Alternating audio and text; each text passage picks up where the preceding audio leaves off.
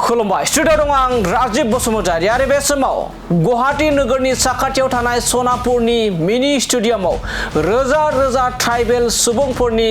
सोमावसारनायनि बाना नंगौ बे समाव नोंथांमोना मिथिगौदि दिनैनि सानाव गासै मोन 26 ट्राइबेल माहारियारि आफादफोरा गोख्रोङै सोमावसारदों गुवाहाटी नोगोरनि सनापुरनि मिनि स्टेडियामाव आरो बे मिनि स्टेडियामाव जोंनि बडलेण्ड बुब्लिनि गाहाय सुजुगिरि राकेश रामसियारि बिथाङा सहैनानै एक्सक्लुसिभनि गेजेरजों गोबां दैदेनगिरिफोरजों एबा गोबां ट्राइबेलनि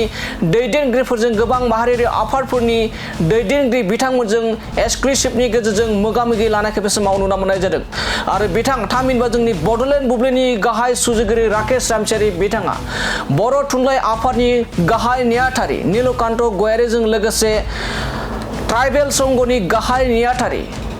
आदित्य खाख्लारजों लोगोसे गोबां दैदेनगिरिफोरजों एक्सक्लुसिभनि गेजेरजों मोगा-मोगि लानायखौ बे समाव नुनो मोननाय जादों। दानिया फैदो जोंनि बडलेण्ड बुब्लिनि गाहाय सुजुगिरि राकेश रामसियारि बिथांनि जा एक्सक्लुसिभनि गेजेरजों ट्राइबेल माहारिनि दैदेनगिरिफोरा जे मोनद' हारिनो एसटि होनो नागिरनायनि सायाव माबायदि गोख्रों बेरेखा बाथ्रा बुंदों जों बिथांनि एबा एक्सक्लुसिभनि गेजेरजों जों आबुङै खोनासंना लादिनि। नंगौ मोनद' हारिनो जिखिनि एसटि होनो सरकारा होनायनि मोनसे थिरांथा लानाय बे थिरांथा लानायखौ लानानै बे समाव CCTOA मोनसे गिदिरथार हाबाफारि दिनै लादों बे समाव आं मोनथिनो थाखाय नाजागोन ट्राइबेल संघनि बिथां गाहाय नेहाथारि दं बिथांनिफ्राय मोनथिनो थाखाय नाजागोन माबायदि दिनै जे जिहेतु हाबाफारि नोंथांमोना लादों माबायदि जागोन। दिनैथ' जोङो आसा फालिदों जे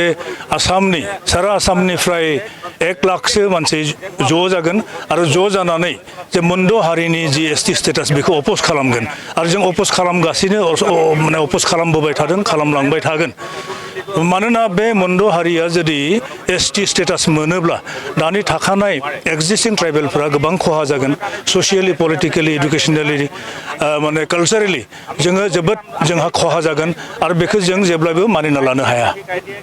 जिहेतु बर' हिसाबाव आरो गुबुन फारसेजों जों जुदि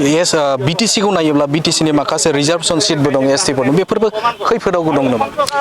निश्चित माने डेफिनेटलि खैफोदाव गोग्लैखागोन थारमाने इण्डियान कनस्टिटिउसनाव ट्राइबेलनि डिफारेन्सिएसन गैया ट्राइबेलखौ नोङो ABC रानजाया ट्राइबेलानोखा आरो जेब्लानो बिसोरो ट्राइबेल स्टेटास मोनगोन बिटिआरआनो जा कार्बि आंलं अट'नमास काउन्सिल बा 6 शिड्युल जा बा नन 6 शिड्युल अट'नमास काउन्सिलानो जा बा MLA रिजार्भ सीटानो जा बा पार्लियामेन्ट रिजार्भ सीटानो जा बा पन्चायत माने निगम निकाय जेराव एसटिनि रिजार्भ सीट दङ बिथांमोनाबो कन्टेस्ट खालामनो खाबु मोनगोन बिथांमोनाबो कन्टेस्ट खालामगोन इयुनाव जोंनि एबरिजिनेल ट्राइबेलनि पलिटिकेल रिप्रेजेन्टेसन खमिलांबाय थागोन आरो ग्रेजुवेलि जोंहा गैया जालांबाय थागोन पलिटिकेल रिप्रेजेन्टेसन आरो जोङो पलिटिकेलि बिराद खहा जागोन जोङो डेस्ट्रय जागोन। ट्राइबेल स्टेट बानायनायनि मोनसे सरासनस्रा बाथ्रा सोलिबाय थादों। ट्राइबेल स्टेट बानायनायनि माने इण्डियान कनस्टिटिउसनाव खुनु प्रभिजन गैया आरो ट्राइबेल स्टेट बिथांमोनखौ जुदि एसटि स्टेटास होनायनि उनाव माने ट्राइबेल स्टेट डिक्लेयारबो खालामब्लाबो जोंनि हारिनि टटेल पपुलेसना जाबाय 40 लाखल' आरो बिथांमोना जायफोरा डिमान्ड खालामबाय थादों एटलिस्ट बिथांमोना 2 कोटि बिथांमोननि जनसाधारना बिथांमोननि पपुलेसना गतिके बे 2 कोटिजों जों बहा फाइट खालामनो हानो बहा कम्पिट खालामनो हानो जों प्रतियोगिता खालामनो हाया गतिके पलिटिकेलि जों टटेलि डेस्ट्रय जागोन आरो बे गभर्नमेन्टनि मोनसे जोंखौ एक्सटारमिनेट खालामनायनि मोनसे पलिसि जोंखौ धंस खालामनायनि मोनसे पलिसिखा आरो बे पलिसिखौ जों जेरैखि जाया होबथानो थाखाय जोङो ज' जादों जों CCTOA हिसाबै जोंहा मोनब्रै जि क्षुद्र जनजाति जोंनि जनगोष्ठी जों ज' जानानै CCTOA दादों आरो CCTOA माने जोङो ज'है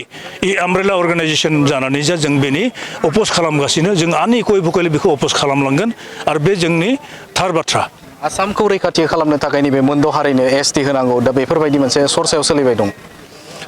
जोङो साना जे माने आसामनि मोनद' हारिखौ एसटि खालामब्लासो जे आसामा बासिगोन बेफोरबायदि खुनु खुरां गैया आसाम एकर्डनि क्लज 6खौ इमप्लिमेन्ट खालामदों क्लज 6खौ इमप्लिमेन्ट खालामनानै जा मेक्सिमाम सिट जुदि रिजार्भ खालामो एसेम्ब्लिनि एमपिनि माने पार्लियामेन्टनि अब्लासो आसामा रैखाथि मोनगोन ट्राइबेल बानायब्लाथाय जोंनि थाखानाय ट्राइबेलफ्रा गोबां खहा जागोन गतिके बेखौ जों जेब्लाबो मानिना लानो हाया। जुदि 25 नभेम्बराव आसाम आयेन आफादाव जुदि बेखौ बिलखौ पास खालामनानै जुदि हरोब्ला बेवहाय जोङो राजा लामायाव ओंखारबोगोन डेम'क्रेटिक मुभमेन्ट जागोन आरो लोगोसे जोङो आइननि माने जुद्धबो जों खालामगोन लिगेल फाइटबो जों खालामनो थाखाय जों थि खालामखानो दोनखादों। जों दा 26 अर्गानाइजेसन टटेल मेम्बार अर्गानाइजेसन CCTOAनिया माने 26 प्रेक्टिस दं इयुननि हाबाफारिया मा मा जागोन दिनै जोंहा गोबां आलासि फैगोन टंकेश्वर राभा संगठन काउन्सिलनि चिफ एक्जिकिउटिभ मेम्बार ओमफ्राय बर' थुनलाइ आफादनि मानगोनां गाहाय नेहाथारि नीलकण्ठ गयारी बिथाङा फैगोन आरो इच्छानि सेक्रेटारि जेनेरेल कमलाकान्त मुसाहारि आरो जोंनि ट्राइबेल कोअर्डिनेशन कमिटियाव जेसेबां मेम्बार अर्गानाइजेशन जेरै दुलाराय बर' फरायसा आफादनि आफादगिरि दिपेन बर' गाहाय नेहाथारि खनीन्द्र बसुमतारी TMPKनि प्रेसिडेन्ट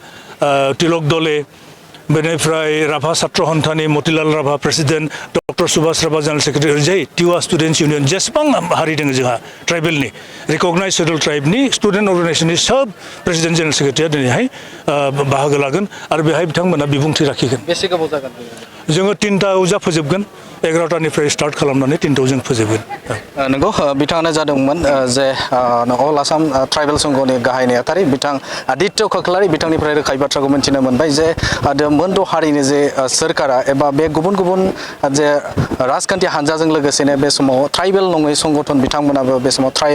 मोनद' हारिनि ST होनायखौ लानानै बे समाव बिथांमोना मदद दङ नाथाय बे समाव CCTOA गोख्रों भाबै 22टा जे बे समाव आफादा जे बाहागो लानानै दिनैनि जे हाबाफारि एबा नैबे सनापुराव जानो गोनां जे हाबाफारि बे हाबाफारिया 10 रिंगानिफ्राय जागायनानै 3 रिंगासिम बे गोख्रों भाबै हाबाफारिखौ लागोन होननानै बिथांमोना फोरमायदों आरो बेनि अनगायैबो फैबाय थानाय समाव गोख्रों भाबै सोमावसारलांगोनखौ बिथांमोना फोरमायनायखौ बे समाव नुनो मोनदों नंगौ CCTOA जे बानजायनायाव दिनै जे मोनद' हारिनो जे ST होगोनखौ लानानै बे समाव मोनसे अपोज खालामनाय बे समाव गोख्रों भाबै बेरेखा खालामनायनि मोनसे हाबाफारि लादों बै गुवाहाटीनि सनापुराव बे समाव मोनथिनो थाखाय नाजागोन बर' थुनलाइ आफादनि गाहाय नेहाथारि बिथाङा दङ मोनथिनो थाखाय नाजागोन जिहेथु मोनसे मोनद' हारिनि ST होनायनि मोनसे सरसा सोलिबाय दङ बे बेलायाव मा बुङो नंगौ जों दिनै मिथिना मोनदों आरो लोगोसे जायफोरनाखि मोनद' हारि बिथांमोनाबो दाबि खालामबाय थादों जे गोदानै ST बिथांमोननो माने गनायथि होनांगौ आसाम सरकार भारत सरकारनिफ्राय दा बे बेलायाव जोङो जेनोखि थाखानाय जोंहा STफोर दङ बे STनिफ्राय जोङो थोंजोङै जों बेखौ आपत्ति खालामदों आरो आपत्ति खालामनाया नैबेनो जे जोंनि जेनोखि थाखानाय जेनोखि जोंनि मोन्थाय जोंनि हा हुनि मोन्थाय जोंनि साख्रि बाख्रिनि मोन्थाय जोंनि गासैबो रांखान्थि समाजखान्थिनि जेनोखि मोन्थाय जाहाथे बेवहाय एसेबो खहा गोलैया बेखौ जोङो नोजोर होनो थाखाय जों सरकारखौ बुंबोदों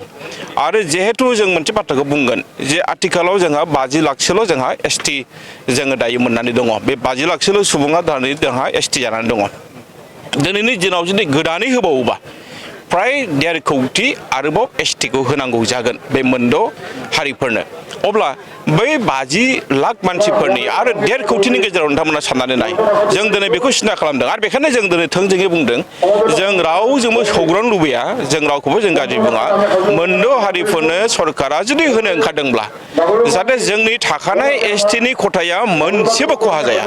फेरलेबसेबो खहा जाया बेखौ जों दिनै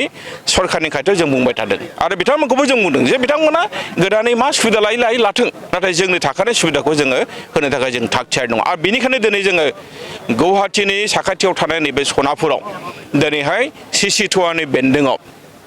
CCTOAनि जेनोखि हांख्रायनायाव दिनै बेवहाय 1 लाखनि बांसिन बेवहाय गेदेरिं जागोन जाहाथे बे मोनद' हारिफोरनि ST होनो मोना आरो होयोब्लाबो बिनि थाखाय सरकारा मा रोखोमनि लामाजों होयो बे बिथांमोननि खोथा बेवहाय दिनै नोंथांमोना नाय जे मोन 14 जायफोरनाखि जोंहा ST हारिफोर दं आसामाव बेनि गासैबो सुबुङा दिनै बेवहाय फैगोन आरो जों दिनै सरकारनो जोंनि दुखु मोननायखौ जोंनि रागा जोंनायखौ जोङो स्पष्ट बुंगोन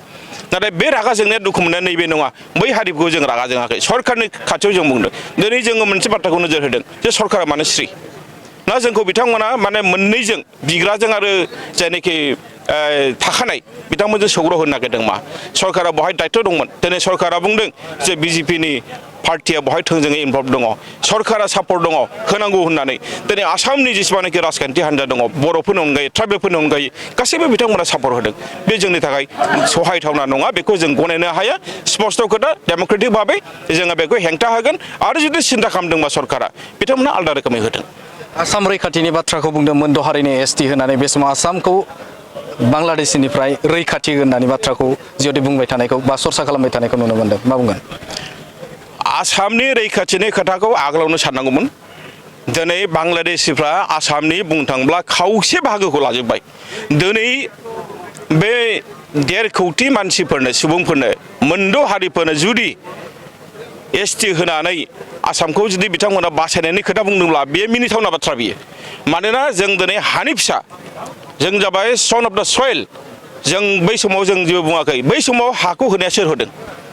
आसामाव थानाय बै समनि IAS अफिसारफोर आसामाव थानाय जायफोरनाखि DC SDC बिथांमोना होआखै होनबा दिनै बिथांमोना बे जोंनि 50 लाख STनि हेक्टायै 1.5 कौटि मानसिफोरनो जि ST होनो ओंखारदों बिनि थाखाय आसामखौ बासायनायनि खोथा बुंनाया मिनिथावना बाथ्रा बाहाय जेबो जुक्ति गैया जों स्पष्ट बुंगोन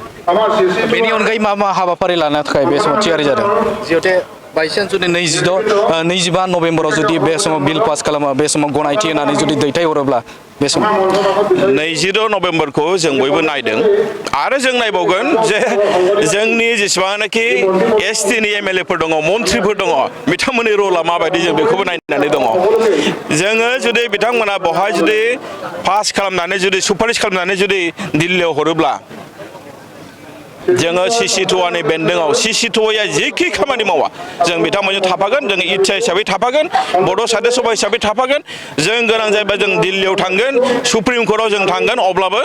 जोंनि नैबे आसाम गभर्नमेन्टआ जोंनिफ्राय जि थाखानाय जोंहा दायो जोङो 10% मोनो ST खथा हिसाबै बेनिफ्राय जों फेरलेबसेबो होनो थाखाय जों थाग थियारि नङा स्पष्ट खोथा बिथाङानो जादोंमोन बे दुलाराय बर' थुनलाइ आफादनि बिथां गाहाय नेहाथारि बिथांनिफ्राय रोखा बाथ्राखौ बुंथिदों जे बे समाव CCTOA जा हाबाफारि लागोन बे हाबाफारियाव गोख्रों भाबै बे समाव इच्छानिफ्राय बाहागो लागोन बे बाथ्राखौ बुंदों आरो बिथांमोना माब्लाबाबो जे मोनद' हारिनो ST होनायखौ लानानै बिथांमोना गोजोननाय गैया आरो बे समाव होगोनखौ लानानै बे समाव गोख्रों भाबै बिथांमोना बेनि हेंथा खामानि मावगोन एबा बेरेखा सोमावसारनाय हाबाफारियाव बाहागो लागोनखौ बे समाव रोखा बाथ्रा बुंनायखौ बे समाव नुनो मोनदों